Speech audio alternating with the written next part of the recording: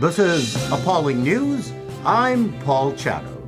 Our top news item of the day is Ontario school boards sue Snapchat, TikTok, and Meta for $4.5 billion, alleging they're deliberately hurting students.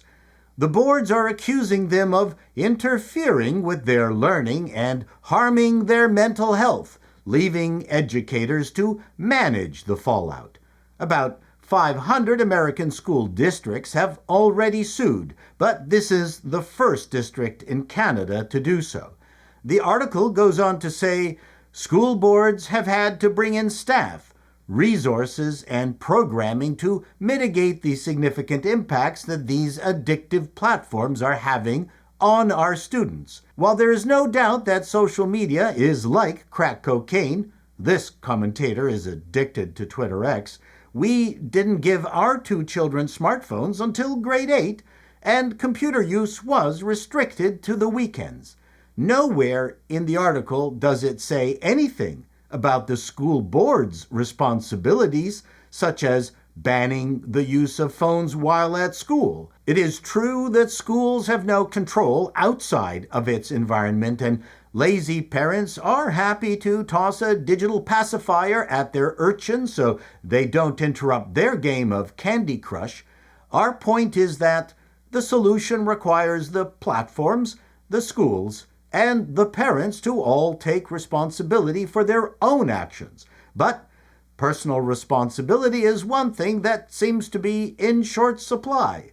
However, if the school boards are worried about hurting students, perhaps they should start by looking at themselves, stop teaching kids that math is racist, encouraging children that they might be in the wrong body, pushing the wheel of privilege that excludes the effects of hard work and merit, and forcing the notion that if you're a person of color, that you are a perpetual victim, and festooning the classrooms with unicorn paraphernalia.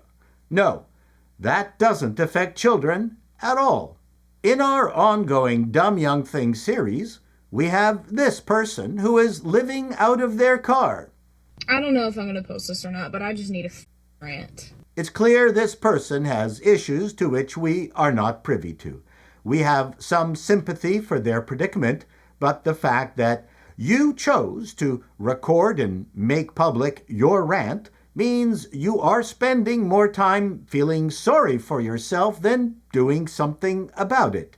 In our experience, most homeless youth do not do TikTok videos. Just called me, and the first thing they did is dead name me. Love that. We're off to a really good start. You seem to have enrolled in an itinerant job bank that continues to dead name you. Dead naming seems to be more important than actually getting gainful employment so you can stop living in your car. We think you have your priorities mixed up. They ask if I'm available for a shift. In 9 weeks, they have not scheduled me. Pretty much everyone I talk to knows about my situation. They know that I'm homeless. It's not like I have a bed I can crawl up in and take a nice goddamn nap. I don't have an accessible shower. I don't have anywhere to keep a dog. We are very concerned that you admitted to having a dog and inflicting your mental stress and inadequate living conditions on the poor pooch. You are either selfish, mean, or stupid. Perhaps a combination of all three, as we love dogs, and what you're doing is cruel. We also noticed that you swear an awful lot. We get the sense that you are angry. They ask if I'm available to their needs after they me over for 9 weeks.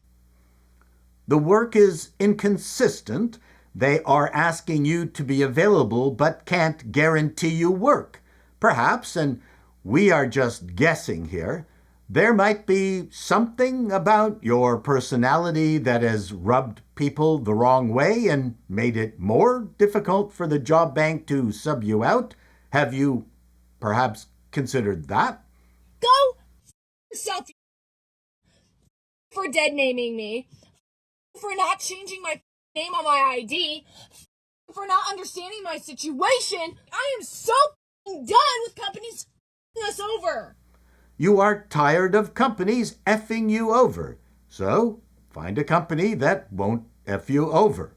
Perhaps apply to that aviation engineering job you seem so highly qualified for. I am so sick and tired of filling out application after application for loans to get money to get ahead. I am so done. You're tired of filling out loan application forms to get enough money to get ahead. Here's a tip. Getting further into debt when you don't have a job is not your best course of action. Besides, the reason you're not getting a loan is because you live in a car. What do you think the prospect is of you paying off that loan? When will these companies learn? What exactly do these companies need to learn? And what are you capable of teaching them? The whole reason why I'm in this situation is because they don't pay me enough. The whole reason you're in this situation is not because they aren't paying you enough. It's because you've not done anything to make yourself valuable to better paying employers. I keep trying doing everything I can to live, to have a comfortable life. You're doing everything you can for a comfortable life. Do you mean trading up from a Kia to a Ford? But it's not enough because this country doesn't believe that minimum wage should be able to pay all your bills comfortably. And I'm done. Minimum wage is not designed to get anyone ahead. And here's a hint. This video will not encourage others to hire you. Just saying. I will finish off with an anecdote about my father. He was a World War II veteran who experienced horrors. While not quite as dire as not finding a shower, they were quite bad. During one of our recessions, he lost his job, was in debt, about to default on his second mortgage. Rather than going on welfare, he came to me, asked me to make a flyer. Grandpa Handyman. He hustled, got jobs, saved his house, and spent the remainder of his years fixing things. I remember asking him what happens if he encounters a job he knows nothing about. He said, "That's what libraries are for." This is appalling news, and that's the way it is.